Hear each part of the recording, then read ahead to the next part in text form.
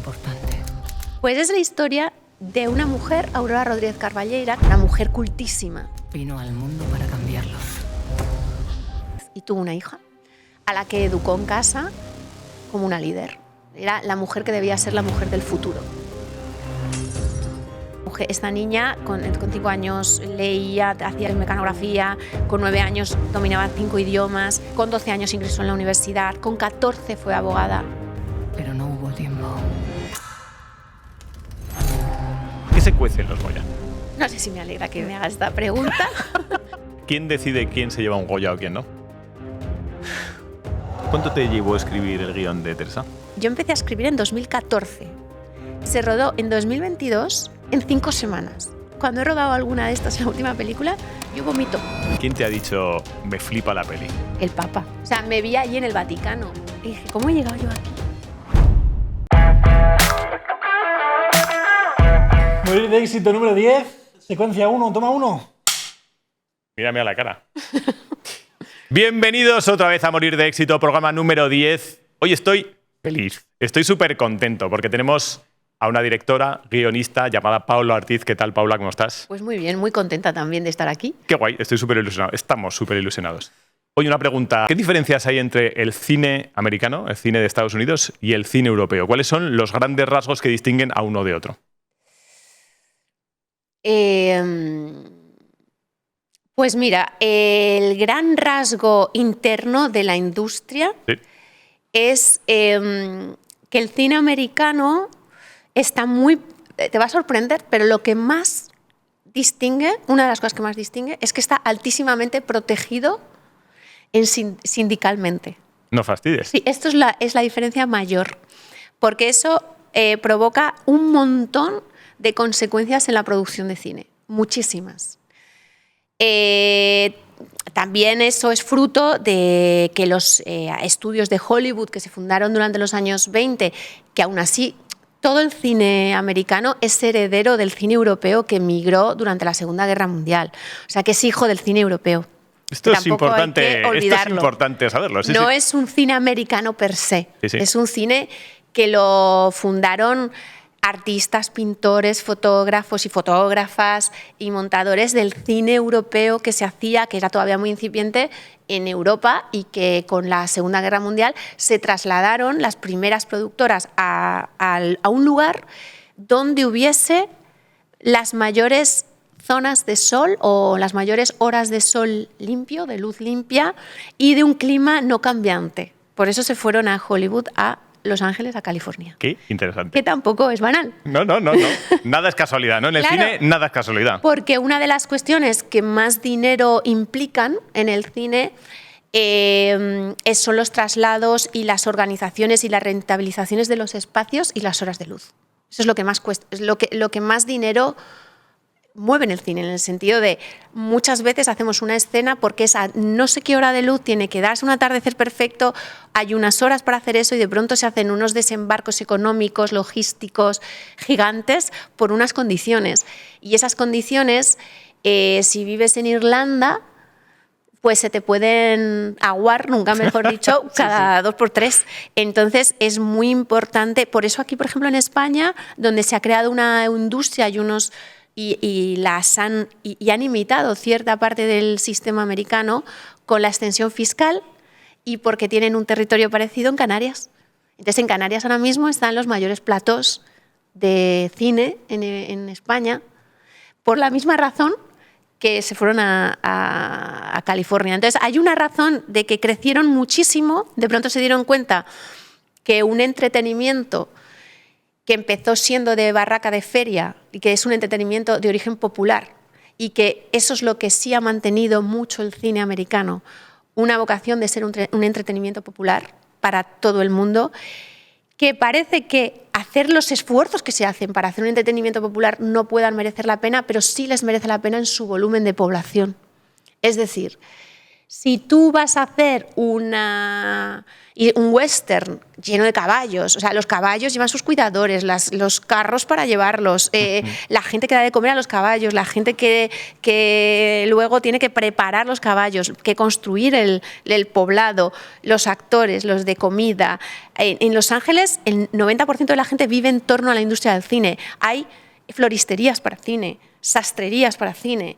Todo se mueve en torno al cine. O sea, de algo que empezó muy pequeño a principios de siglo, se ha creado una industria gigantesca en torno a unos estudios que son muy verticales, es decir, ellos hacen desde el rodaje hasta la distribución última, ellos tenían las salas, Warner, Columbia en su momento, que era Sony, bueno, los grandes estudios, la United Artists, generaron unas empresas, o sea, unas maquinarias enormes que no te puedes llegar a creer lo que se llegaba a hacer y lo que se llega a hacer por una película, construir una piscina donde quepa un buque, son cosas que si lo piensas dices, pero qué locura es esta. Claro. Yo cuando he rodado alguna de estas en la última película, yo vomito. Esa mañana de la vomito. ansiedad de decir, madre mía, qué nervios. Solo de pensar que hay 1000 personas trabajando ese día para una idea que tú tienes que garantizar que salga bien, yo vomito.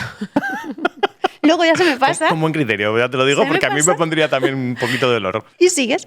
Pero la diferencia es que en Estados Unidos la industria es muy grande, abarca muchas industrias, abarca la hostelería, los transportes, muchas industrias de craft, de artesanos del cine, pintores, constructores, atrecistas, sastras. Es que es enorme. Y eso generó también que se organizaran y se sindicaran. Entonces, ha generado un equilibrio de producciones de muchísimo dinero que siguen dando mucho dinero como en cierto equilibrio entre trabajadores y la empresa. Estoy diciendo algo que parece que no tiene nada que ver con el cine, pero en Europa el concepto del cine es muy autoral y es muy artístico. Hay a veces más libertad en el sentido de ir hacia una idea más sofisticada, más difícil, más libre, pero donde tiene que costar muy poco, porque todo ese engranaje nosotros no lo tenemos. Y al no tener ese engranaje, no tener ese tamaño, no tener esas dimensiones financieras, fiscales, económicas, no tenemos todo lo demás. Y tampoco están protegidos los trabajadores del cine, ni los artistas, ni los técnicos. Y eso hace que no puedas vivir del cine, y eso hace que no todo el mundo haga cine, entonces hace que todo se dificulte. Yo tengo un amigo que tiene un libro que me gusta mucho, que se llama Me cago en Godard, de Pedro Ballín, que habla de esta diferencia. Él es un periodista de La Vanguardia, bueno, muy interesante en sus apreciaciones sociológicas, cinematográficas y políticas. Y él siempre pone de relevancia el hecho de que en realidad el gran cine que cumple una función social es el cine americano. Él defiende mucho las sagas de Star Wars como una distopía que nos ha enseñado a pensar la democracia, por ejemplo, mucho más que nuestros intentos autorales desde Europa, que nos creemos más profundos. Lo digo por dar una perspectiva que normalmente no se da, siendo que yo pertenezco al cine europeo, pertenezco a un cine independiente en general, y pertenezco a un cine que se ha movido y que he hecho con muy pocos recursos, con mucha libertad, pero pocos recursos, con mucha vocación artística, pero muy pocos recursos, y con el tiempo me doy cuenta que esos pocos recursos dejan muy despedazados a los proyectos desde los empresarios, desde los productores que se arriesgan al último trabajador. Y entonces cada vez me parece más interesante la historia del cine de la industria americana. Y de cómo esa industria, bueno, ha pasado por todo tipo de... Bueno, para empezar, por todos los altibajos de la historia, y de la historia económica, de la historia política, y cómo podemos hacer un seguimiento de quiénes somos y quiénes, de una manera quizá más limpia, porque al ser un cine para tanta gente, que tiene que ser para tanta gente, que se tiene que rentabilizar para tanta gente, que ha costado tanto esfuerzo técnico, económico, y por tanto tiene que ser comprensible, tiene que tocar, está cristalizando algo muy interesante. la preguerra civil, la premonición de la guerra civil, no, de la Segunda Guerra Mundial, por ejemplo, es brutal en el cine de Hollywood de esos años. Es preciosa ver Casablanca, ver qué estaba pasando en ese momento, cómo se estaba cristalizando lo que ocurría. Y creo que por ser algo tan socializado, cristalizan muy bien. Yo, es que, fíjate, es que aquí parecería que vengo a defender el cine francés e italiano, que defiendo, y el cine español, por supuesto, al que pertenezco, y que defiendo y defenderé, porque luego hay experiencias que solo se pueden hacer desde proyectos muy pequeños, muy libres y sin condicionamientos. Y la industria americana tiene mucho condicionamiento obligatoriamente, por todo lo que implica, por la maquinaria que implica industrialmente, exacto. Pero en este caso, como no es lo que a veces se puede esperar a lo mejor de mí, me gusta un poco llevar la contraria, yo soy una defensora muy fuerte del gran cine americano. Soy una defensora muy fuerte del gran cine clásico previo al Código Hays. El propio Código Hays me parece sociológicamente algo interesantísimo y lo que provocó en los guiones. Soy una defensora de la revolución y del cambio en el cine americano que hubo durante los 70 y los 80 de la mano de Spielberg, de Scorsese, de Coppola, de Brian De Palma. Soy una defensora de los grandes directores y directoras americanos actuales. Soy una absoluta defensora de Christopher Nolan, con todo lo que hay de debate, absoluta. Soy una defensora también de Greta Gerwig. Lo digo porque el debate de este año era entre los dos y yo digo, ¿pero por qué hay que elegir si son dos titanes? O de Paul Thomas Anderson, de las grandes propuestas soy una defensora. Si luego entramos en el palomiteo, ahí podría hablar también, porque... El concepto palomiteo me gusta. El concepto Fast and Furious, por ejemplo, ¿sí? Donde yo tengo gente muy querida que trabaja, por cierto, y entonces... no le voy a quitar el pan a la gente a la que quiero, pero ese tipo de cine solo adrenalítico, vaciado de contenido, también me parece que en la misma medida que el gran cine de Paul Thomas Anderson o de Christopher Nolan o de Villeneuve o de Greta Gerwig o de Jane Campion, hace mucho bien por avanzar, porque... Ayer le oí a un amigo, me escribió un amigo un texto para un proyecto que estamos haciendo y dijo, el arte, el buen arte, presiente lo que la realidad concluye después. Qué chulo. Es muy bonito, es algo como que presienten. Y creo que los grandes también en la gran industria presienten. Y que las películas que yo he visto este año o en los últimos años de todos estos directores y directoras están presintiendo cosas y nos ayudan a cristalizar internamente cosas que no sabemos que nos pasan individual o colectivamente. Y el cine americano tiene una vocación colectiva que es muy interesante. Cuando eso se vuelve exclusivamente vocación adrenalítica para llevarte a una montaña rusa de dopamina, entonces todo se banaliza. Y entonces sí, son grandes producciones que ve mucha gente que se vacían totalmente de contenido, y en ese caso también me parece que todo el bien que hacen las otras, estas lo hacen mal. De adormecimiento, de ser experiencias un poco opiáceas, de adormecerte al público. Y en eso también quiero ser muy crítica. Pero Hollywood es muy complejo. Yo tuve la suerte de que hice la tesis 2 años en la Universidad de California en Los Ángeles, en la UCLA, que pude pedir, tenía una beca del ministerio de aquí y esa beca me la trasladaron allí. Entonces allí es que lo vi. Y yo era una persona que estaba estudiando, y era una estudiante que no tenía nada. ¿Cuántos años tenías más o menos? Pues yo fui ya mayor, porque ya había terminado la carrera, empecé la tesis y tendría 28 años o así, 29. Y estaba en el ambiente universitario, no estaba tanto en la industria, pero sí conocí parte de la industria y luego la he podido seguir conociendo, muy tangencialmente porque yo no he estado allí, no he trabajado allí. Sí. Bueno, sí he hecho algunas cosas y al mismo tiempo es terriblemente cruel, porque las grandes industrias son voraces y los grandes mercados son voraces. Pero al mismo tiempo hay algo en la idea que expresa muy bien en este libro Pedro Ballín, muy democrático en el cine americano y muy, muy imaginativo todavía y con una vocación. Todos los grandes directores y directoras van hasta el fondo de algo. Todas las grandes películas americanas. Y eso es algo que yo reivindico. Las últimas de este año, es que yo, fíjate, me he visto esta semana Oppenheimer. Fuera de todo, porque me pasó rodar, estaba yo rodando la última película, La Virgen Roja, cuando se estrenó Oppenheimer y Barbie. Y todo el mundo hablando, que sí, Barbie, Oppenheimer, tú eres de Barbie, Oppenheimer. Y yo, pero ¿por qué hay que posicionarse todo el rato? Pero en serio, ¿eres de Spielberg o de Scorsese? ¿En serio? ¿De verdad tengo que ser de uno de los dos? Qué absurdo es esto. Ambas películas son obras fuera de serie, son grandes barcos que van a grandes sitios, con tonos y con códigos que no tienen nada que ver, pero manejados con una inteligencia enorme. La manera de revisar el feminismo y recrear una parábola de Barbie, pero ya no del feminismo, sino de la masculinidad. Yo no he visto un cuestionamiento de la masculinidad con más cariño y más humor y más profundidad que el de Ken.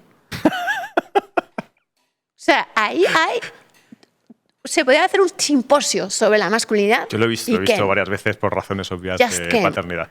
I'm just Ken. Ahí ya, es que hay eso es es maravilloso. Y esta semana he visto Oppenheimer, cuando ya estaba en plataforma, porque no la pude ver, y no tengo palabras para decir el alcance que tiene esa película. A mí, que me gusta mucho la física cuántica y la física teórica, es algo.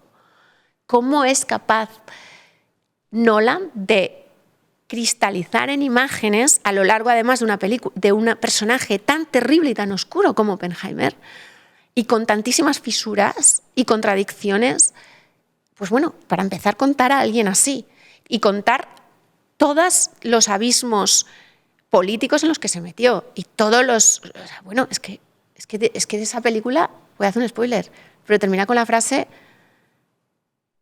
hemos destruido el mundo. Realmente lo hicimos. Yo me quedé, y aparte de cristalizar toda la parte más difícil, ¿no?, de la física cuántica, me parece que hay que ser un genio.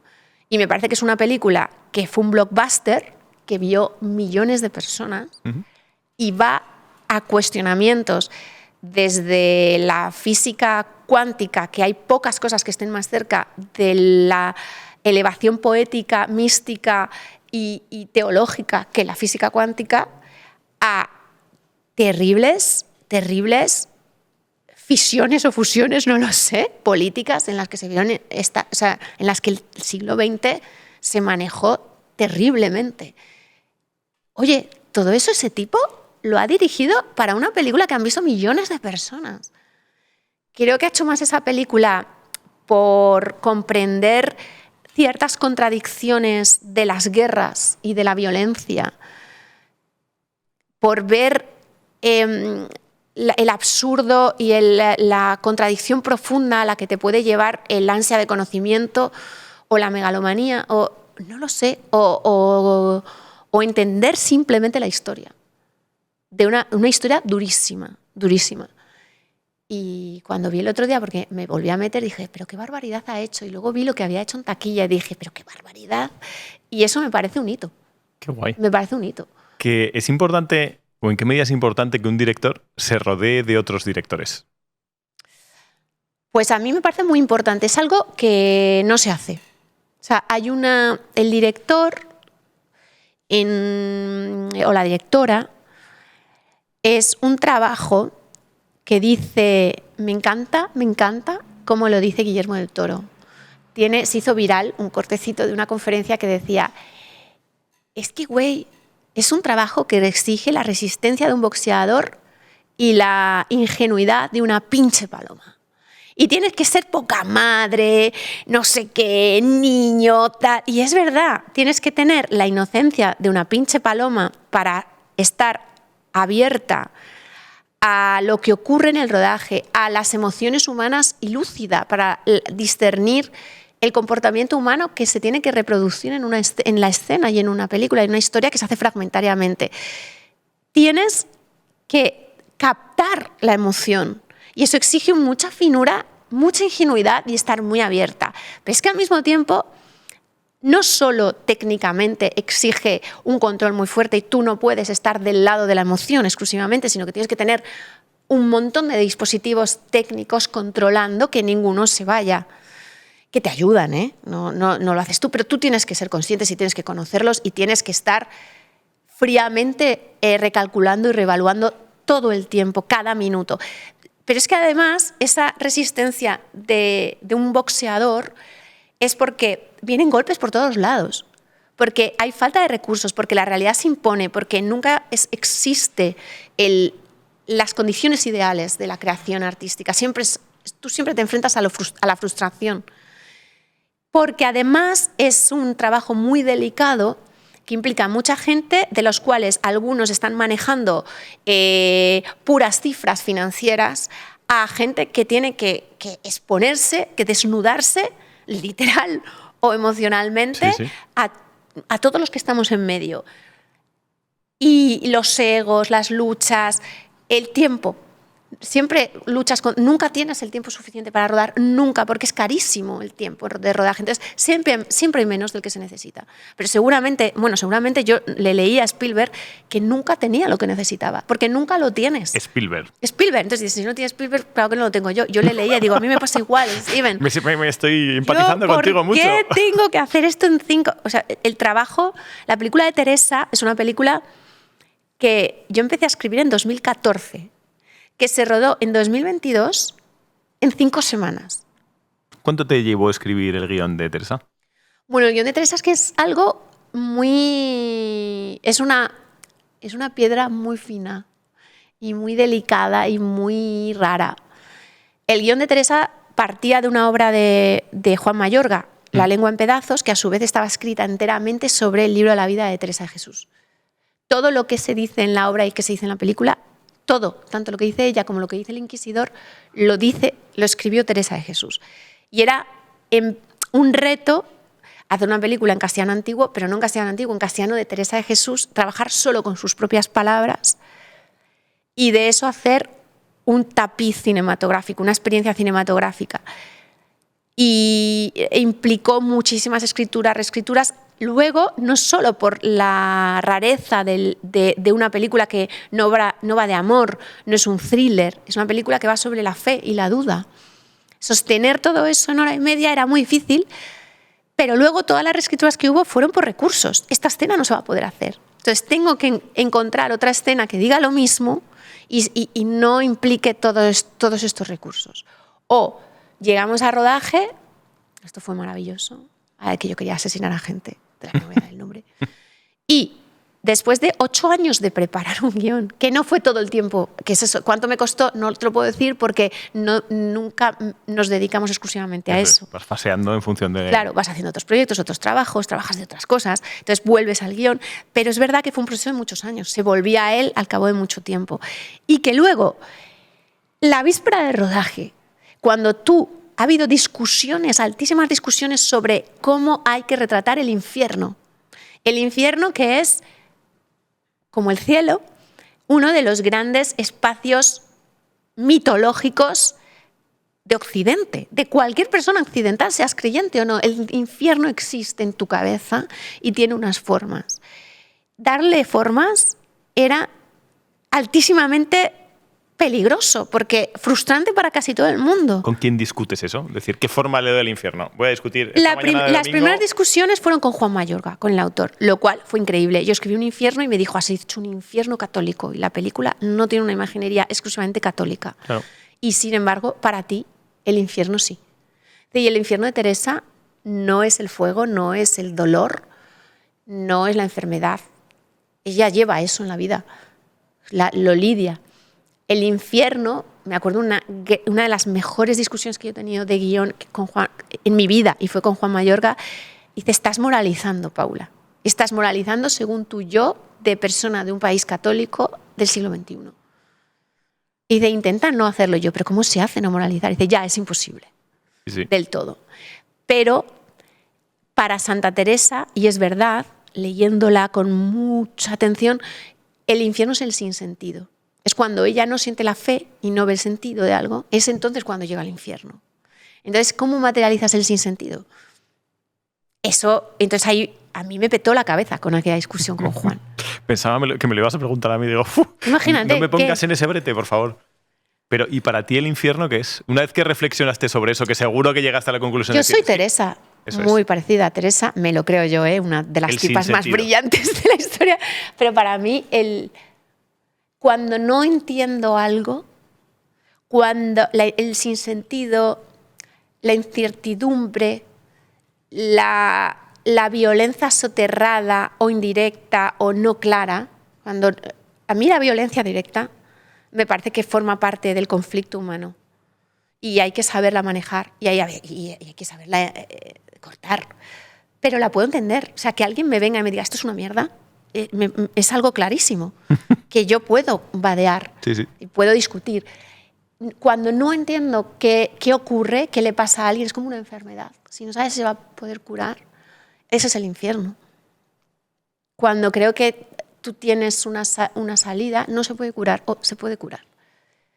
Es, pese a todo, mejor que el sinsentido.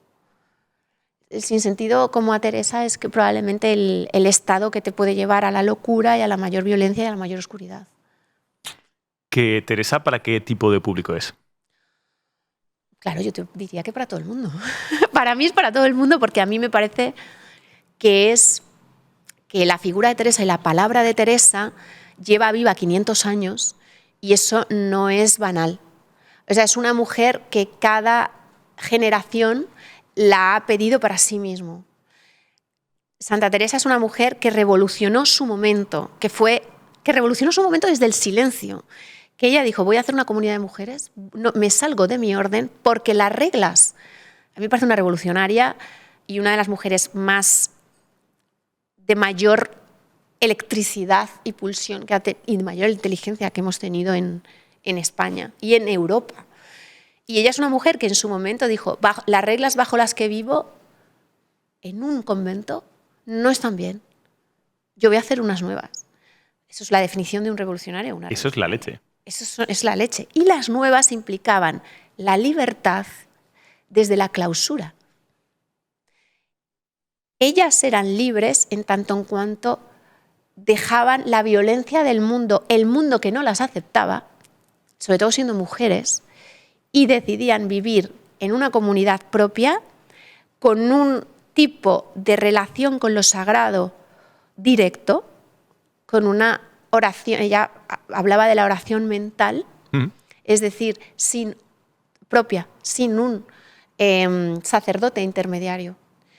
Es el centro del gran debate espiritual de la contrarreforma en el siglo XVI y del que somos hijos y nietos en toda Europa. De ahí salen los protestantes, de ahí sale lo que somos nosotros. Y hay algo muy fundacional en todo lo que dice Teresa. Y se dedican al silencio. Y es en el silencio donde encuentran plenitud y libertad. Hay una contradicción casi incomprensible y al mismo tiempo preciosa. Entonces es una mujer que fue una revolucionaria, que fue una mujer que puso patas arriba a la Inquisición, al mayor poder de ese momento en España, pero casi en Europa, simplemente por decir no, voy a hacer una oración mental. Eso lo dice la película. Es esto lo que preparáis, una oración mental. Y entonces dices, eso os hace temblar, que unas pobres mujeres, unas mujercitas, dice ella, se vengan a esta casa a rezar en silencio. Pues eso hizo temblar a los poderes, a los grandes poderes de la Inquisición. Eso hizo temblar la corte. Fue una superdotada, una superdotada política, una superdotada teológica y una superdotada poética. Entonces a mí me parece que fue tan superdotada que, claro, en el momento en que murió, que era una mujer que casi la queman, hasta poco antes de morir, en el momento en que murió se convierte en el gran símbolo católico. La Iglesia dice, no, es mía. Eso es. Más mía que nadie, y ya es mi representante. Pasa el tiempo y se reivindica, cada época va reivindicando a Teresa, la reivindican los pintores, la reivindica Bernini, la reivindica en este siglo cada década ha tenido su Teresa cinematográfica. El franquismo tuvo una Teresa. Hubo otra Teresa en la transición de Josefina Molina con una serie de televisión española, con Concha Velasco. Hubo una Teresa de los 90 que reivindicó de otra manera Teresa al cuerpo de Cristo de Ray Loriga. Y nosotros hemos vuelto a tener otra Teresa porque Teresa sigue viva. Yo considero que es una de las que tiene algo que está más allá de ella misma, que es el canal que ella abre con su palabra. Y eso a mí me parece imbatible. Claro,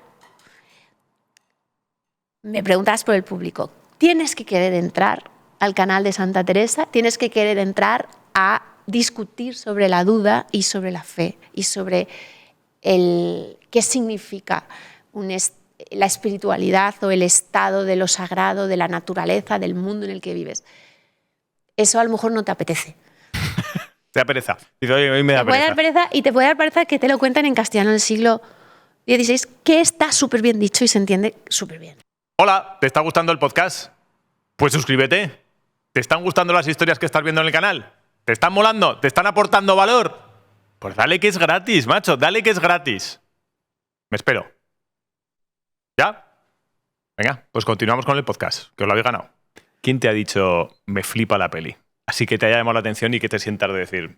Pues hostia, mucha gente. Hostia, los que ya hayas dicho, me mola que me lo diga esto porque me da pues consistencia. Esta semana que la han visto como después... Bueno, joder, perdón, el Papa. ¿El Papa? ¿Sí o no? Iba a decir Dani Rovira, que me mandó un mensaje Bueno, ayer. Dani Rovira, el Papa, también, los dos, joder. Pero claro, ahora sí me pongo un poco... Si tengo que decir a quién es ¿Te lo ha dicho el Papa Francisco? ¿El Papa Francisco?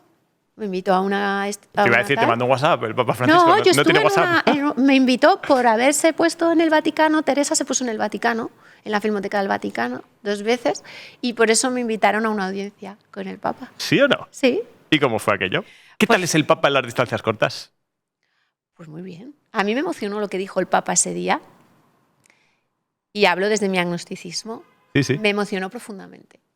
O sea, me vi allí en el Vaticano, en el centro de ese lugar, con todo el arte que te rodea, y el Papa, hablando de la tristeza, habló aquel día. A mí me llegó... Se me pone la piel de gallina, mira. Profundamente. Te lo digo en serio. Y luego nos reímos un rato, tenemos unas fotos de risas. Sí, tiene pinta de ser graciosete. Sí, es majo. O sea, me dijo una cosa muy interesante de Teresa, y me dice, Teresa, una de las buenas. Porque entiendo que intuyo que hay malas. Eso dije yo y digo, hay malas y malos en tu casa. Palatillas, ¿eh? En tu club hay gente buena, gente mala. ¿Te parece una de las buenas, Teresa? Me alegro, a mí también. Oye, ser directora de cine te habrá permitido conocer perfiles que seguramente hubieras soñado de pequeña cuando estabas... Que eso te preguntaré, decir, ¿cómo una joven zaragozana le da por ser directora de cine? ¿Cómo me da? Mira, pues por no hacer pelis, ¿eh? Ser directora de cine. Bueno, de ser directora nunca pensé que pudiera, por ser una joven zaragozana, hija de una familia trabajadora, que por el lugar en el que vives y quién eres y dónde estás es algo que no está a tu alcance. Entonces, en realidad, nunca pensé que lo fuera. Empecé y aquí estoy. Y hay algo, fíjate, uno de los momentos más bonitos que he pensado eso, de pronto, con la primera película, De tu ventana a la mía, ¿Sí? la seleccionaron en el Festival de Shanghai. Sí. Y el Festival de Shanghai es como el Cannes de Asia. Es un festival enorme, con una alfombra roja enorme. Nunca hemos tenido tantos periodistas delante, nunca me han dejado unos vestidos tan espectaculares. Una cosa desmedida. Bueno, pues esos grandes festivales, un festival de clase A, y entonces, bueno, pues estuvo seleccionada. Y cuando yo me vi subiendo en el ascensor de aquel hotel de Shanghai, con el vestido, para ir a presentar la película, me acordé de mi abuela, Gregoria en este caso, de la madre de mi madre, que es una mujer de un pueblo de Teruel, Villahermosa del Campo, de 15 habitantes, que había vivido, que nunca vio el mar, que apenas fue a la escuela y que había vivido a los horarios del sol, porque ella se levantaba con las gallinas a dar de comer a las gallinas. Y me acordé de ella. Y dije, ¿cómo he llegado yo aquí? Porque me acordé también cómo ella, Joder, la hostia. antes de morir, me dijo, y me moriré y no veré lo que vas a hacer. Y fue un acto de tantísima confianza en mí. Y fe en mí, proyectó en ti una cosa que te que empoderó claro, en ese absolutamente. momento en Shanghai me acordé de ella. Qué guay. Y dije, ¡fua! No sé Me cómo hago ha la sido, Gregoria. pero es algo a lo que estoy muy agradecida. Qué guay. Qué chulo. Al final, de todos los guiones que vas haciendo, ¿cómo eliges una historia? Es decir, ¿por qué eliges una historia? De todas las historias que contar, bueno, un director cuenta historias que conectan con ciertas cuestiones y tal. ¿Por qué eliges una? Pues esa es la gran pregunta. Yo ahora mismo estoy ahí. ¿Estás en esa pregunta? Estoy en esa Mira, pregunta. qué apropiado. Y es la gran pregunta. ¿Qué es lo que yo debo contar ahora? Y es lo que debo por lo que sé ahora, por las herramientas que tengo, por los recursos a los que tengo acceso para no ser una loca. Porque hubo un Puedes proceso- caer en eso, ¿no? Puedes caer en eso. Puedes caer en creer que quieres hacer cosas que luego no se pueden hacer o en hacerte de menos también. No, voy a hacer algo fácil que es lo que sé hacer. O sea, voy a repetir el esquema que me ha ido bien. Eso es cobarde. Pero ser demasiado audaz te puede hacer caerte por el precipicio o que no llegue a ser, porque hacen falta muchos recursos. Yo tuve un profesor con esta beca que primero, haciendo la tesis, que era mi tutor de la tesis el segundo año en NYU, en Nueva York, que era un gran guionista, que estuvo nominado al Oscar. Y él me decía, harás cine mientras, si tu historia es así, puedas llegar a esta gente. Entonces, controla el tamaño de tu historia. Entonces, hay una pregunta muy pragmática que es, ¿qué historia puedo hacer ahora? Y yo ahora puedo hacer historias que antes no podía. Y ahora debo hacer historias de cosas que antes no sabía y no tenía herramientas. Y soy más mayor y soy más sabia, porque nos vamos haciendo viejos, pero afortunadamente somos para más nuestros sabios. intereses. Y digo, yo ahora sé cosas que puedo hacer más y tengo que hacer más y el deber es hacer más. Pero y hay que pensar el salto siempre. No es que haya que pensar en grande por megalomanía, pero el salto tiene que ser significativo. Tiene que avanzar y significar algo. Tienes que significar algo para el mundo. O sea, tienes que querer decir algo que mejore el mundo. Ahora dirán, yo tengo un amigo que está en contra de este argumento, que es director de cine. ¿Cómo mejora el mundo? Eso es muy relativo. Sí, es muy relativo, pero hay maneras y maneras de ofrecer algo que realmente es una experiencia que por lo personal, normalmente es por la mezcla de las dos, de todo eso, por lo personal, por tu circunstancia, por los recursos, por las coyunturas que se crean, va a alumbrar algo que no estaba alumbrado. Tiene que poderse y tiene que entonces hacerse algo que a mí dos de mis grandes maestros, unos en mi madurez, que han sido Mayorga y Arriaga, y Guillermo Arriaga, que es un gran guionista y escritor, siempre dicen, hay que mirar donde nadie quiere. Eso es muy incómodo, no todo el mundo quiere. Hay que mirar a lugares. Yo creo que con Teresa mirábamos a sitios que nadie quería. Nadie quiere hablar de la fe, nadie quiere hablar de la duda.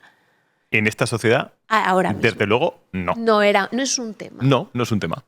Y en La Virgen Roja se habla de un gran abismo humano y político, terrible. Háblame de la Virgen Roja. O sea, ¿por qué fue la Virgen Roja? Pues porque era una historia que a mí siempre me la contó una profesora cuando estaba en la facultad y me fascinó. La ¿Tú historia estudiaste aquí en Zaragoza? En Zaragoza. ¿Filología hispánica? ¿Puede Filología. ser? Y me lo contó una profesora que se llama Ángela Cenarro de Historia, tomando un café un día, y nos llevábamos muy bien. Y me contó la historia de Hildegard Rodríguez Carballeira y su madre, Aurora Rodríguez Carballeira, y yo dije, pero no es posible que eso ocurriera. Y sí, ocurrió. Y entonces me ha acompañado siempre. Si quieres te la cuento, no es spoiler porque... Sí, cuéntamela. Pues es la historia de una mujer, Aurora Rodríguez Carballeira, que pertenecía a ciertos caciques, a una familia bien de Galicia, y ella tuvo una formación brutal, una mujer cultísima. Su padre era un hombre muy culto, tenían una gran biblioteca donde habían leído a los socialistas utópicos, todo el anarquismo.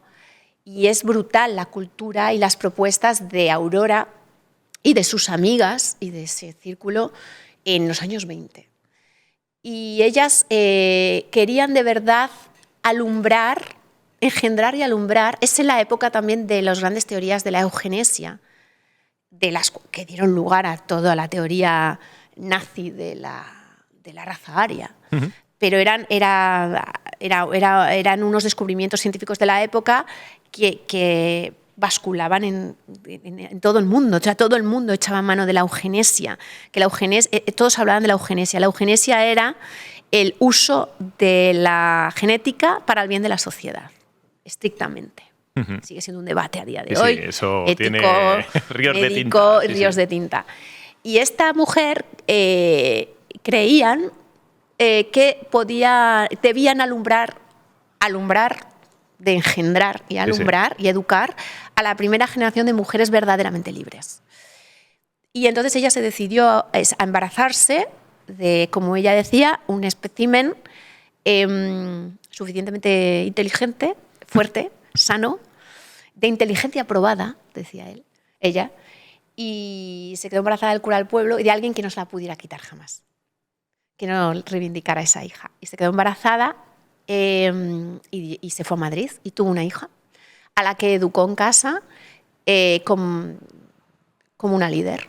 Era la mujer que debía ser la mujer del futuro, que liderara la reforma y la liberación de las mujeres del futuro. Y bueno, esta niña con 5 años leía, hacía mecanografía, con 9 años dominaba 5 idiomas, con 12 años ingresó en la universidad, con 14 fue abogada. Fue la abogada más joven de España, con cum laude, o sea, una verdadera superdotada también. Me gustan mucho las superdotadas, por alguna razón. Las superdotadas con una gran contradicción dentro. O sea, me parece que esta historia tiene una gran contradicción. Y esta chica fue una gran líder de su momento. Perteneció al Ateneo de Madrid, al grupo de Gregorio Marañón, ingresó en el Partido Socialista, posteriormente daba mítines masivos, se hizo muy famosa. Y hubo un momento cuando tenía 17 años, 18, que empezó a ir a preparar las conferencias a una biblioteca donde se dice que conoció un chaval de las Juventudes Socialistas. Empezaron a quedar y cuando su madre se enteró, Aurora Rodríguez Carballeira, le metió un tiro en la cabeza, un tiro en el pecho y un tiro en el sexo. Y llamó a la policía y le dijo, llamó a la criada y le dijo: Rosa, llama a la policía porque he matado a Hildegard. Y cuando la policía le preguntó, dijo, el proyecto Hildegard había fracasado y no tenía sentido alguno continuar con él. Eso lo dijo en el juicio. Flipas. Es muy flipante. Flipas, ¿eh? Me parece una historia que hay que contar. Que alberga en sí tal cantidad de contradicciones, de violencias, de mujeres a las que admirarías en cualquier caso y que, sin embargo, devienen en un acto de violencia absolutamente inimaginable. También creo que no sé si pudiera haber hecho esta película de esta manera sin ser yo madre, antes de ser madre. Oye, cambio de tercio. Los Goya. ¿Qué se cuece en los Goya? De todo. Y nada. De todo y nada, no fastidies. No, ¿Y eso? en realidad, ¿Qué opinas sobre los Goya? ¿Qué opinas? Bueno, no sé si me alegra que me hagas esta pregunta, porque voy a decir lo que opino. Los Goya, los premios Goya en particular, vienen a imagen y semejanza de los Oscars. Los Oscars es una magnífica maniobra de marketing de la industria de Hollywood, que, como hemos dicho, es una maquinaria gigantesca. Sí. Y una de las mayores industrias mayor en muchas ocasiones que cualquier otra, que la automovilística, que es una de las grandes en Estados Unidos, es la gran industria. Y aparentemente bien engarzada. Sí, claro. Sí. Como hablamos, es una industria que ha tenido que autogestionar, crecer, devastar, bueno. Y en un momento dado inventaron que, como son de lo que viven y lo que les mantiene como industria poderosa, es que son la fábrica de sueños, son los que proyectan al mundo los mundos posibles. Era una gran idea, y lo ha sido y se ha demostrado, hacer una fiesta que proyectara el mayor glamour, la mayor elevación, elegancia, chispa de esa industria. Pues las estrellas, los mejores vestidos, el mayor lujo, una fiesta que enseñara al mundo y le hiciese olvidar al mundo sus miserias por la maravilla de la fábrica de sueños. Esos son los Oscars. Una maniobra de marketing. Hasta ahí todo bien. Claro, una maniobra de marketing muy, muy inteligente. Sí, sí. Y entonces pues la industria española dijo, porque nosotros también, y esto es lo que son los Goya. Si quieres ahora te digo, esto es lo que son los Goya, no son ni más ni menos y están sujetos a veces dinámicas que cuando estás dentro pues te quieres dar cabezazos contra la pared. ¿Sí? Sí. ¿Quién decide quién se lleva un Goya o quién no? Pues los académicos, Ujú. que son muy pocos. Son muy pocos y contados y conocidos, supongo. Para ser académico tienes que ser miembro de la Academia del Cine Español Sí. y tienes que haber tenido... Yo soy académica. ¿Tú eres académica? Soy académica. O sea, tú dices... Yo opino y hay veces que no quiero opinar. Vale, Yo soy muy responsable y si no he visto las películas no voto, opinas. porque no me parece justo. Y porque a mí sí me entristece que el gran público, como esta es la gran maniobra de marketing y es lo que la gente ve de los Goya, claro, no tiene nada que ver con mi trabajo, no tiene nada que ver con el esfuerzo, la vocación, el impulso de hacer películas. Nada. Entonces hay una parte, y exactamente igual que cuando vas a Cannes, yo las veces que he ido a Cannes me siento en una especie de lonja de pescado. Es un poco eso, ¿no? Siendo tú un pescado. Sí, sí, eres Tu un película pescadito, siendo eres un un pescado. pescadito. ¿Sabes? Dicen, aquí te traigo una que pesa más. Mira qué lubina. Claro, los Goya son eso también, pero con político interna. Juegos de Tronos, cosas, votos, y que no siempre responden a la excelencia artística. Y luego porque tampoco hay que olvidar que luego vas a los Goya y da igual la película, da igual lo que llevas puesto, da igual todo, lo único que importa es lo que llevas puesto. Sobre todo las mujeres. Sí, ¿verdad? Y eso es muy desesperante. Dices, llevo 8 años haciendo una película sobre el sentido de la mística. Y lo que van a mirar es mi vestido. ¡No! Sí, sí. Y es lo único que luego, que también a su vez está retroalimentando otras industrias de prensa, de moda, que también son importantes, pero que la realidad es esa. Y a mí, en general, si soy muy sincera, yo en los Goya, que he ido varias veces, estando nominada y sin estar nominada, me entra mucha tristeza. A mí, como cuando voy a Cannes. Yo prefiero no ir. Y si no tengo que ir a los Goya, prefiero no ir. Porque es un ejercicio que exige tanta exposición y no tiene nada que ver con lo que necesita tu trabajo. O sea, tú tienes que alimentar mucho esa semilla, esa chispa que dice Scorsese. Tienes que fortalecerte mucho para que entonces luego todo eso que es absolutamente coyuntural, ornamento, que se acelera, a lo que se le da importancia, y tú sabes que verdaderamente eso no tiene ninguna importancia. Pero no sé, hay gente que le encanta. Si tú tienes un carácter exhibicionista y te gusta eso, pues entonces, que no lo digo como es caracterial. Sí, no es peyorativo, sino en el sentido... Entonces la llevas bien. Yo sé de mucha gente que se divierte mucho. Yo hay un momento en que me pongo triste. Hay otro momento, y durante la semana de antes, y la ceremonia, y ese día, lo único que pienso es que pase ya. Y te hacen de todo, que mira que te dan unas mascarillas, te hacen, que te dejan unas cosas, te puedes probar unos vestidos que dices, madre mía, sí, muy bien, pero ay Dios, es que es una boda televisada. Es verdad. Entonces es como, estoy sobre todo ese día diciendo que pase ya, que se pase. O sea, que se pase. Y hay un momento, cuando veo un poco a veces la hoguera de las vanidades, que me pongo triste. Sí. Lo cual no quiero decir que sea algo malo, ¿eh? No. Pero que por contraste a lo que, yo ahora que tengo que escribir, que estoy en fase de escritura, tengo que hacer un ejercicio de introspección, de sinceridad conmigo misma, de verdad preguntar y preguntarme y preguntar a lo humano. Entonces luego te ves ahí. sea, y te entra como un poco de una cierta melancolía, tristeza, a mí.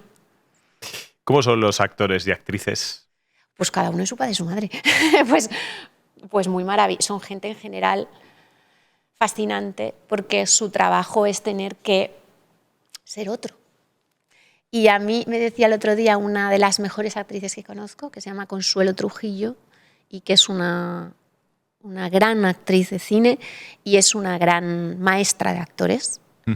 Me decía, ha sido tal liberación, está siendo tal liberación la obra de teatro que está haciendo ahora, de Bobel, de un dramaturgo increíble.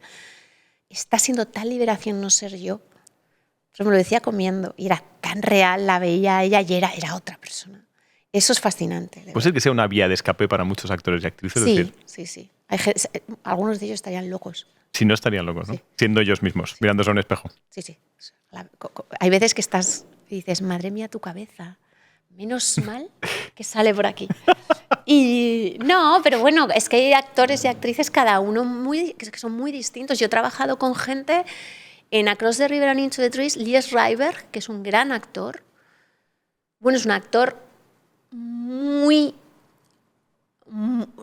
un gravitas enorme, de una enorme potencia física e intelectual que necesita pasar por todo lo físico, pasar por todo lo intelectual, volver otra vez, funcionar de manera mayéutica por contradicción y por golpe, y otra gente a la que hay que llevar con delicadeza, porque si no se puede caer, porque si siente que falla son almas delicadas y con una alta sensibilidad, y para que esa sensibilidad pueda manifestarse en pantalla tú tienes que cuidarles al máximo nivel.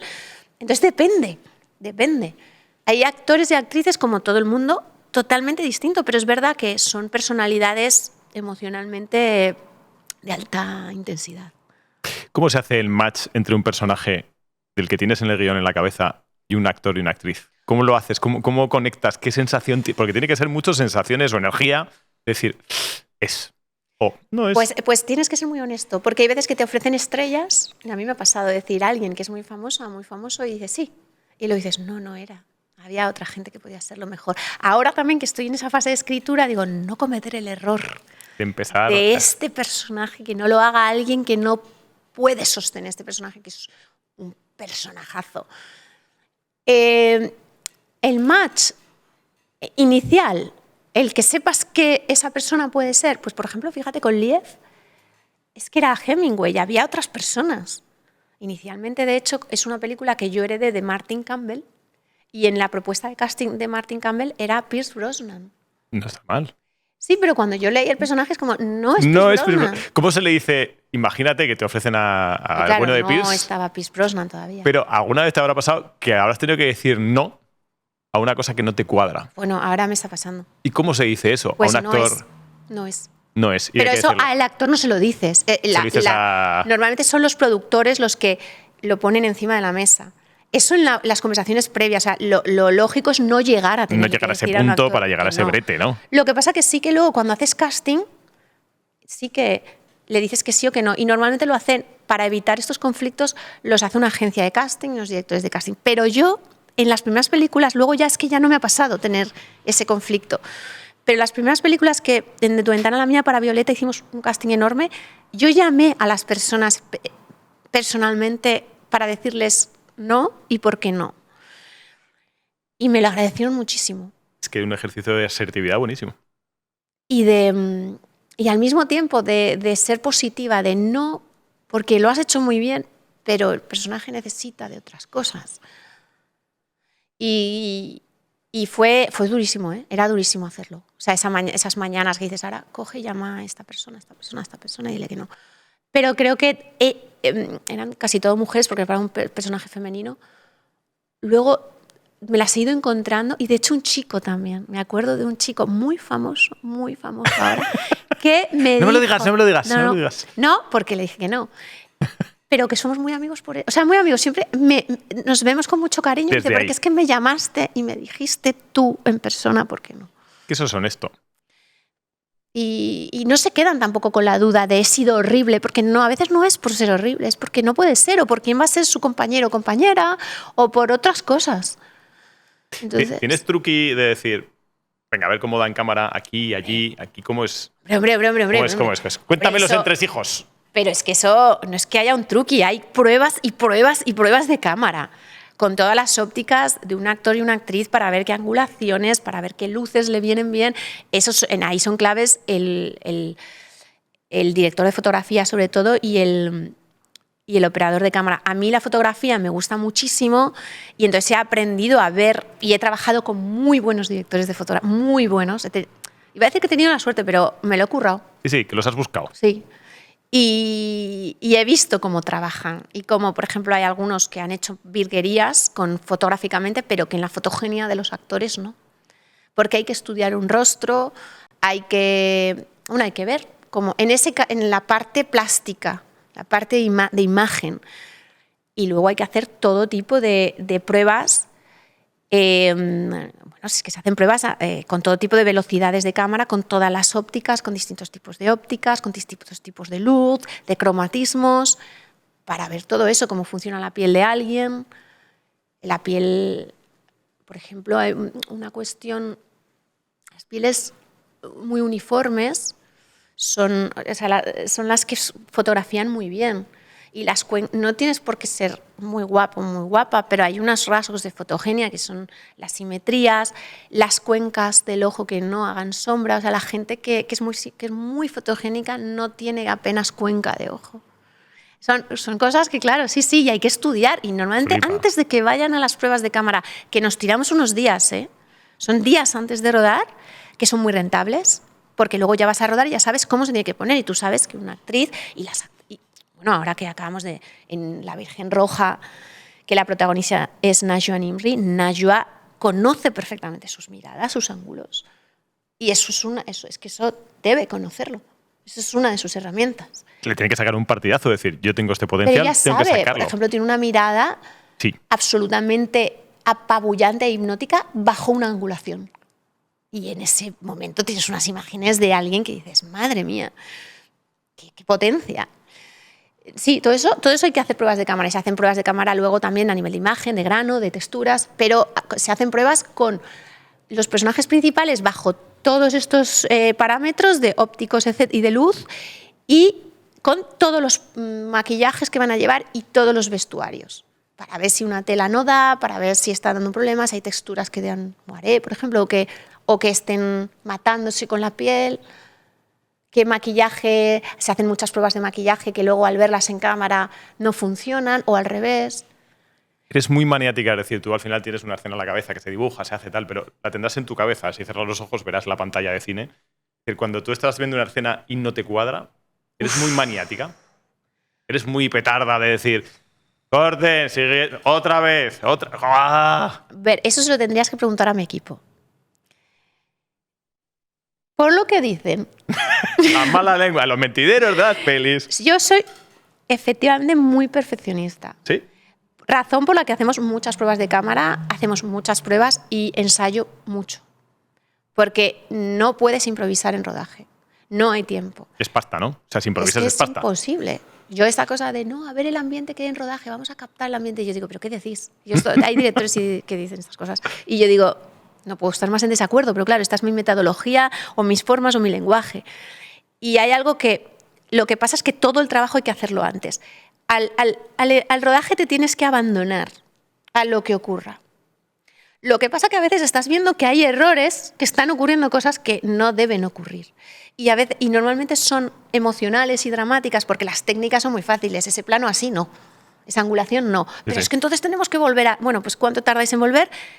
Porque a veces decides, no, es que te tengo que cambiar toda la luz y eso es hora y media. O no, te viene el cámara y te dice, vale, pues déjame, desmontamos la vía y te lo hago con esta otra óptica, con este otro ángulo. ¿Cuánto te cuesta? 10 minutos. 10 minutos sí.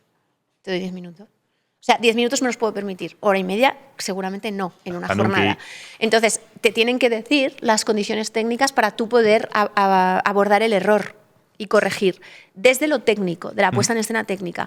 Desde lo actoral es una putada a veces, porque el actor o la actriz lo está enfocando emocionalmente y está dando como decía un actor al que yo quería mucho, Carlos Álvarez Novoa, y me enseñó mucho, los vectores de energía entre los actores a veces van a favor, por eso hay que ensayar, porque en el ensayo lo ves.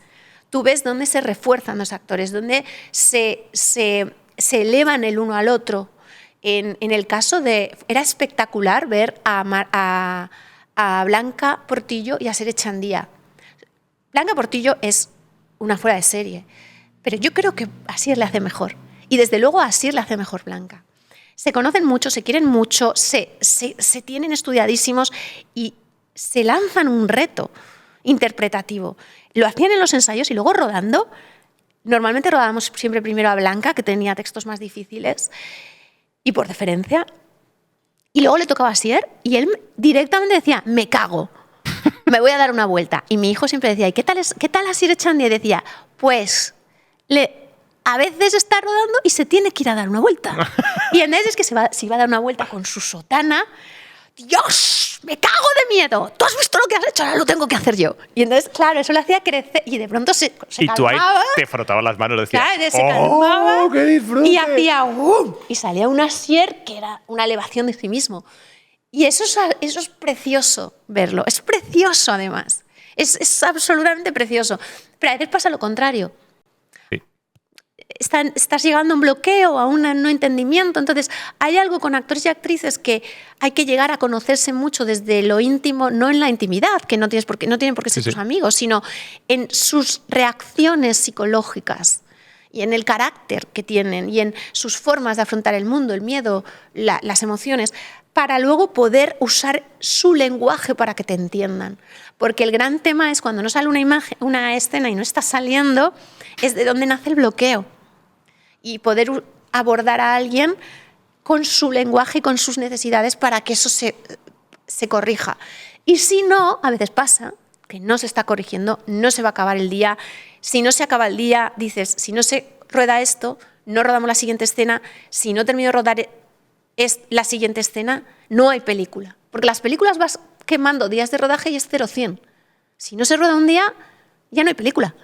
Porque falta un trozo. Y no tienes el margen de error de que te den otro día para rodarla. Eso no existe. Sobre todo, no existe.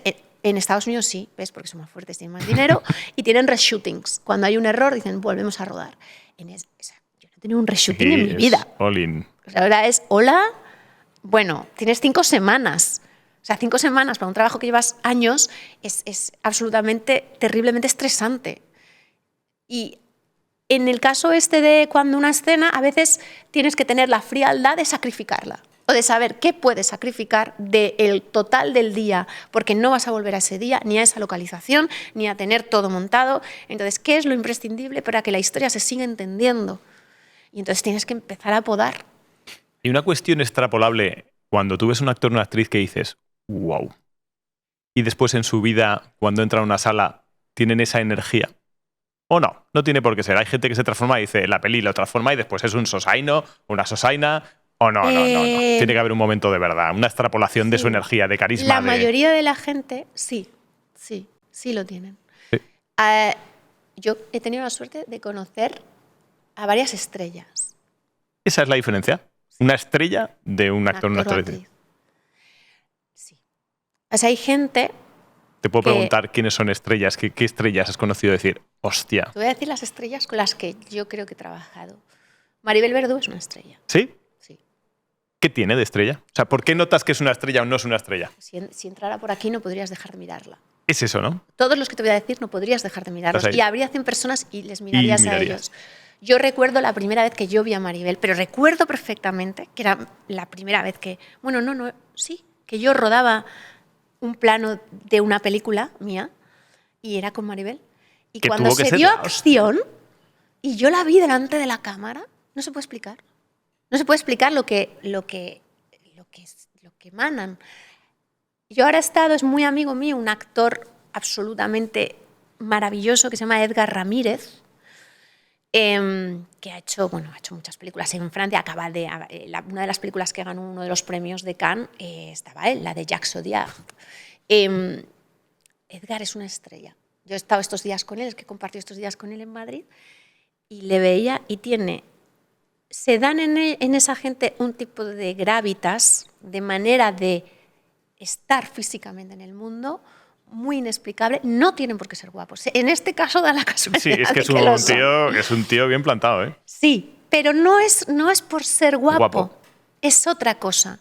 En general, además, algunos como Edgar son intelectualmente brillantes. Pero lo que sí tienen es una inteligencia emocional, una viveza, una captación de algunas cosas que hace que cuando estás alrededor, tienen un tipo de seducción, y una seducción entendida como algo muy global, no como una seducción Sí. sentimental ni sexual, no, una gran seducción. ¿Qué le pasa a Edgar Ramírez? De la gente que yo he conocido, que he podido ver y quedar y decir, bueno, estoy quedando contigo hoy a tomar café, y digo, míralo, ahí viene. Sí. O sea, toda la calle lo está viendo. Lo ilumina. Le pasa a Matilda de Angelis, con quien yo hice Al otro lado del río, entre los árboles. En Al otro lado del río y entre los árboles había muchas estrellas, que no tenían por qué tener un papel principal. Sí. Pero Matilda es una estrella, Josh es una estrella, Liev Schreiber es una estrella, Maurizio Lombardi, un actor italiano, es una estrella, Sabrina Impacciatore, que sale 2 minutos. Es una estrella acá. Danny Houston es una estrella. Es alguien que son presencias. Nayo Nimri es una estrella. Es una gran estrella, además. Qué guay. Oye, ¿tenéis grupillos de WhatsApp entre directores y demás donde habláis de cosillas? Sí. A ver, esto que hablábamos antes de si los directores, no sé, que no te he contestado. Si, no se ayudan, no, es un trabajo súper solitario, y precisamente por eso cuando normalmente recurres a algún compañero o compañera, suelen estar ahí. Y sí tenemos. Y luego la cosa es que la gente cree que hablamos de cosas súper guays de cine y no. Son logísticas no deja de ser un grupo de WhatsApp, ¿no? Logísticas puras de rodaje. Algunos, otros que teníamos otros que era político. ¿Ah, sí? Sí, y era para hablar de política. ¿Se respetan las opiniones o no? Sí. Hombre, las necesitas, la de alguien que se ha opuesto a ti. Yo las necesito, por lo menos, hablar con gente que no piensa como tú. Creo que es imprescindible y muy saludable. Es bueno, ¿no? Yo que sí, creo que es muy importante. Si habláramos con gente distinta, no estaríamos donde estamos ahora en el debate mediático, político, creo. Se echa de menos en falta, ya no tanto, o sea, que decir, el debate político es evidente, pero se echa de menos en la sociedad hablar con el de enfrente. Sí, y ponerte en su lugar y escuchar los razonamientos que no son los tuyos e incluso discutirlos, pero discutirlos después del encuentro, de escucharlos, de hacer un esfuerzo por entenderlo y de llegar a lugares intermedios. Que solo se puede llegar a lugares intermedios si compartes eso. Y si abandonas dogmatismo, si abandonas el que creas megalomanía, si hay algo que el trabajo del director y de la directora es muy megalománico también, porque todo el criterio último siempre es el tuyo, pero al mismo tiempo te deja como una pinche paloma, como dice poca madre. Te deja en un lugar donde no tienes ninguna garantía de nada, porque las películas no tienen ninguna garantía de nada, de salir bien, de que lleguen, de que gusten, de que yo tengo amigos que dicen eso. Lo lógico de una película es que no exista, por todas las circunstancias que se tienen que dar. Entonces, como eso lo sabes, por mucho que luego sea tu criterio solitario y único el que prevalece en rodaje, hay una especie de eso, de diálogo o de contraste o de vaivén entre no sé nada, pero tengo que saberlo todo, que es bastante interesante y que a veces es muy interesante hablarlo con otros directores y directoras porque es que es muy difícil que te entienda. Es un trabajo rarísimo y que a veces solo crees que te está entendiendo el que está pasando por él, claro. Claro. ¿Que has tenido mentores? ¿Consideras que has tenido mentores que te han ayudado? Sí. Muchos y muchas. Pero desde pequeña. Yo creo que he tenido muchos maestros y maestras. Mis padres lo han sido. Ellos me han presentado a muchos maestros y maestras literales, porque mis padres han sido profesores que lo han sido decisivos. Cuando tuve la beca para estudiar en Nueva York con la tesis, no puedo explicar los profesores que tuve ahí, que fueron realmente mentores. Algunos que pasaron por ahí momentáneamente, pero me hicieron mucha mella, fueron muy significativos, muy significativos. Yo no haría cine si ellos no hubieran ejercido su magisterio sobre mí, no me hubieran enseñado el oficio y la actitud ante el oficio. Y algunos que realmente se hicieron cargo, o sea, los que pasé procesos y con los que mantengo la relación y la amistad, y que si hago una película son de las primeras personas a las que se lo mando. Que entiendo que habría alguno del mundo del cine americano que sería representativo, es decir. Todos, algunos nombres no de conocidos, perfil pero alto, claro, pero yo tuve un profesor que creo que ha sido de los grandes maestros que ha tenido la cinematografía de los últimos años, que se llamaba Nick Tanis, y es alguien que no es de la industria, pero ha sido uno de los grandes maestros de cine, que mucha gente hemos reconocido lo grande que o sea, para mí fue vital las clases con Nick Tanis y el tiempo con él. Pero luego otros que son mucho más, a mí me dio clase un hombre que murió ya, que se llamaba Bill Reilly, que fue ayudante de dirección desde Elia Kazan a Scorsese, el primer ayudante de dirección. Esa figura sabe más que los ratones colorados en el cine. O sea, sabe todo, más que un director. O sea, tiene más perspectiva cinematográfica habiendo trabajado con tantos directores. O sea, y aquel hombre fue esencial también, un hombre muy mayor, que había sido discípulo de Strasberg. Y luego luego me dio clase, ostras, ahora fíjate, el más famoso no me acuerdo. ¿Cómo se llama este director? Dame pistas, ¿alguna peli? No lo voy a decir porque esto luego lo podéis editar. No, nunca, ¿verdad, chicos? ¿Me has hablado alguna vez de ese Spike Lee? Spike Lee, claro, no me sale, es que no le tengo en super. Se te ha olvidado Spike Lee, joder. Sí, Spike Lee me dio clase de dirección y fue importante, fue fuerte, fue muy ávido el tiempo con él, pero no es de los que han sido mentores. Eso es. No. Era famoso, pero no ha sido mentor. No. Oye, ¿hay actores y actrices sobrevalorados? Sí. Pero el tiempo los pone en su lugar. ¿Sí? Sí. Afortunadamente. Sí. Y también esa gente a la que crees que estás sobrevalorando y que dices no. A mí hay un actor que me gusta muchísimo, que es Timothée Chalamet.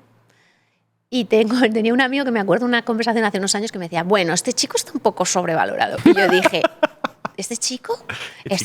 Yo a este chico le veo una potencia. Bueno, pues nada, gracias, de nada.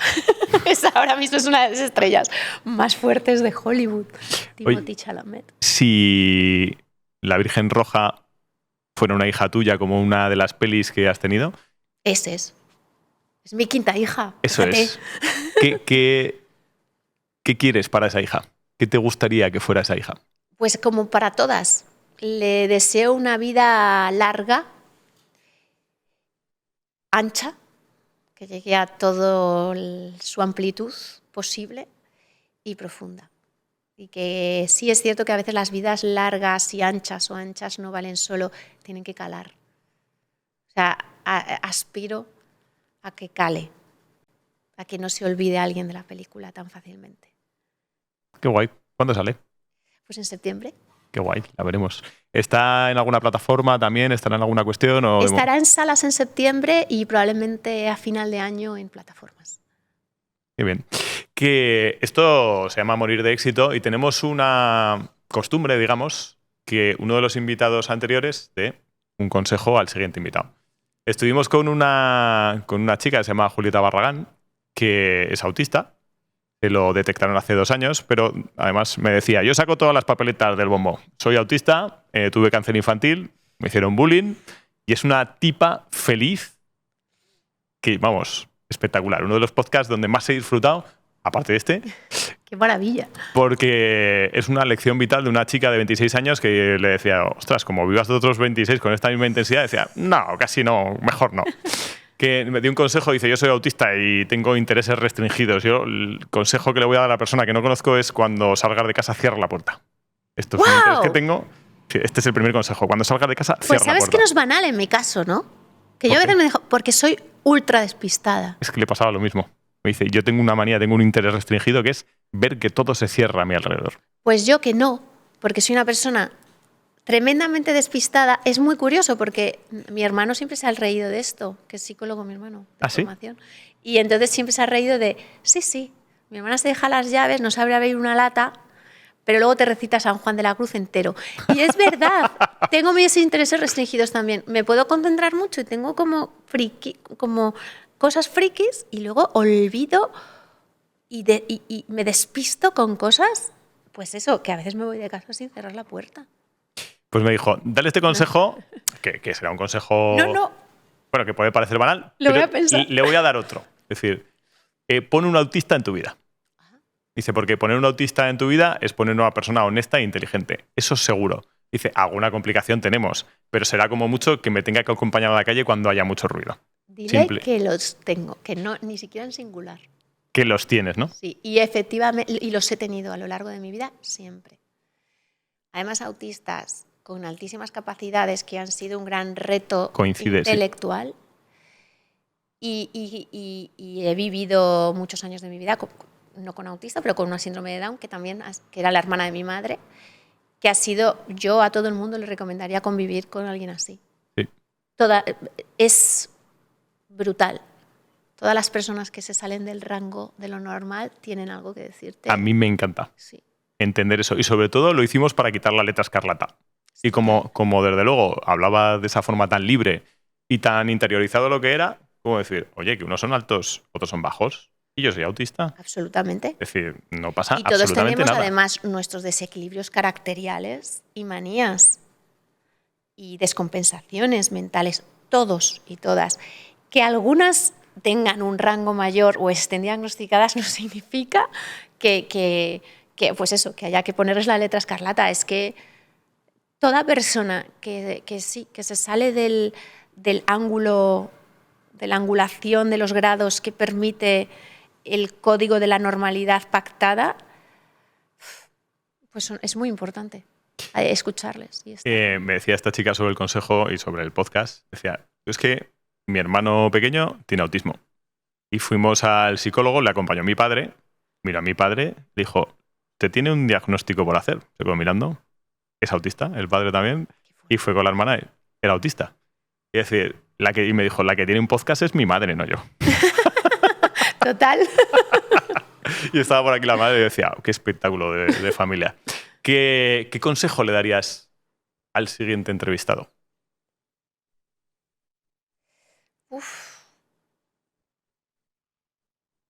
Pues mira, algo que a mí ahora me preocupa como persona que trabaja en la creación y en la cultura, y que eso lo único que significa, porque trabajamos mucha gente desde la imaginación y la creación y la cultura, tú aquí también, es mucho. El consejo que yo le daría a todo el mundo es que nunca se conformen con la brocha gorda. Hay que intentar siempre el pincel fino o el lápiz. Que las cosas hay que dibujarlas fuera de la brocha gorda, que establezca un límite. La brocha gorda. Estoy absolutamente en contra de la brocha gorda como concepto cultural. Y eso implica también, y es como va junto el consejo, que es no ser ni cómodo, ni complaciente, ni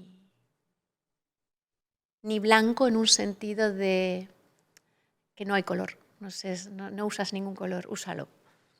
Qué guay. Esto se llama morir de éxito. ¿Qué es el éxito para ti? Uy, pues el éxito supongo que como toda característica, el éxito claro, es un estado, ¿no? El éxito en este momento para mí es no saber que nadie estamos enfermos y que tengo tiempo para dormir y estar con mi hijo. Lo digo absolutamente en serio. Ese es el éxito para mí actualmente, porque pues vengo de momentos muy convulsos, porque vengo de momentos en que han muerto gente, que ha habido enfermedad, que ha habido mucha tensión, mucho estrés por cosas que no son necesarias. Entonces, para mí el éxito actualmente es la calma. Joder. Estuvo por aquí un coach reputado, uno de los primeros coaches de España, que vino a decir esto un poco, decir, había vivido una vida de adrenalina y de dopamina exógena. Y era como meterme una raya de coca constantemente por cosas que venían de fuera, sobre excesos que venían de fuera, pero no excesos en el sentido de consumo de nada, sino excesos de cierta alegría, de buscar ciertas sensaciones con su actividad. Dijo, yo lo tengo claro, busco la serenidad, porque eso depende de mí. Sí, Dice, y la tengo que abrazar. sí. Paula, ¿sabes la sensación que tiene uno cuando dices, me faltan 2 o 3 horas de conversación? A mí también, sí, pues cuando es quieras. la sensación que he tenido y de verdad, da gusto. Qué bien, una maravilla. Da gusto. Y te deseo lo mejor para ti y para tus hijas. Muchas gracias. Que tenga, sobre todo la Virgen Rosa, que tenga una larga vida, profunda, libre y que sea exitosa. Ojalá, ojalá. Muchas gracias por venir a Gracias. morir de éxito. Gracias a ti, ha sido un verdadero placer. Un besito. Qué bien.